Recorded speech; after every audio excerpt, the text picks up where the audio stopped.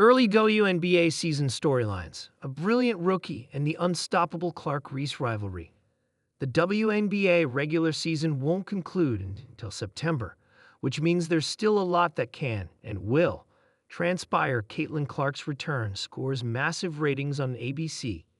Caitlin Clark's return Saturday after a 5-game injury absence was ESPN's third most watched WNBA game ever on ABC. The Indiana Fever star, sidelined since May 24 with a left quadriceps strain, scored a season-high 32 points with 7 three-pointers, 8 rebounds, and 9 assists in a 102-88 victory against the previously unbeaten New York Liberty in Indianapolis. The Fever's win against the defending WNBA champions drew an average of 2.2 million viewers with a peak of 2.8 million, according to Nielsen numbers released Tuesday by ESPN. That average was up a hopping 76% over last season's average audience for WNBA games on ABC. So far in 2025, viewership is up 15% from 2024 across ESPN's platforms. Clark, 23, is averaging 21.6 points, 9.2 assists, and 6.4 rebounds, and shooting 36.7% from three-point range in 5 starts this season. The No. 1 overall pick in the 2024 WNBA draft out of Iowa, Clark earned All-Star, All-WNBA, and Rookie of the Year honors last season. Between now and then, but for now, let's take a look at the stories that have shaped the 2025 season so far. The Sparks and Mercury made the right free agency moves. This year's period of free agency was marked by trades and moves that changed the face of several franchises, including Los Angeles and Phoenix. So far, it's clear both teams made the right decisions. The Sparks brought in Kelsey Plum from Las Vegas, and she immediately hit the ground running with a monster of an opening night on 16 May.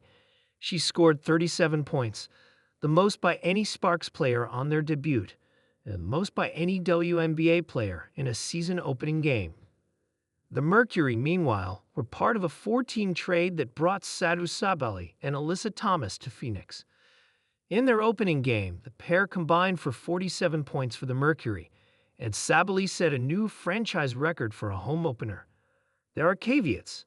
Sabali in particular has struggled with injury during her career, and all 3 players must remain healthy to give their teams a shot at contending. But the early returns are promising. Caitlin Clark and Angel Reese's rivalry has only intensified. Clark and Reese have been getting a lot of attention since they entered the league last season amid great fanfare after their play and rivalry had lit up college basketball. They had understandable early struggles in 2024 as they adapted to the physical and mental demands of the professional game. But it says much about their development that Clark and Reese are now the youngest and second youngest players respectively to have recorded an WNBA triple-double. Of course, much of the discourse around the pair has been about their relationship rather than their playing ability. Things between the two and their fan bases reached a boiling point during the Fever Sky game on 17 May. They were caught up in a third-quarter explosion that resulted in technical fouls being called against both players. Despite the fact that Clark and Reese insisted the incident was typical basketball, the story became fodder for talk shows, trolls, and keyboard warriors, and inevitably drew in the kind of dismal bigotry, racism, and misogyny that all too often characterizes debate around the pair. So does the true rivalry between Reese and Clark, or their various fan bases.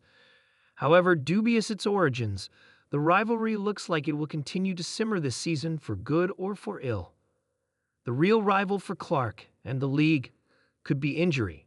In late May, Indiana Fever fans were rocked by the news that Clark had injured her left quadriceps and would miss at least 2 weeks. She showed up as a constant sideline presence during her time away from the hardwood, but the Fever suffered tough losses alongside a few wins.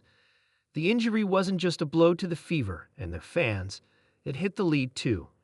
Nationally televised WNBA viewership was down 55% before Clark returned to the court this past weekend. That raises serious questions for the league. Yes, Clark has been great for the WNBA, but the dip shows the league needs to work on expanding its audience beyond fans who just tune in to see Clark work her magic. The good news is that attendances are up across the league and longer-term trends, showing fans have an appetite for women's basketball beyond Clark. And ratings dips are not just a problem for the WNBA.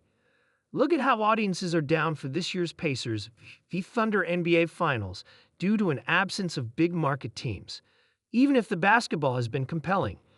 But it's a reminder that the WNBA can't build its foundations on player. As for Clark herself, when she did return against the New York Liberty on Saturday,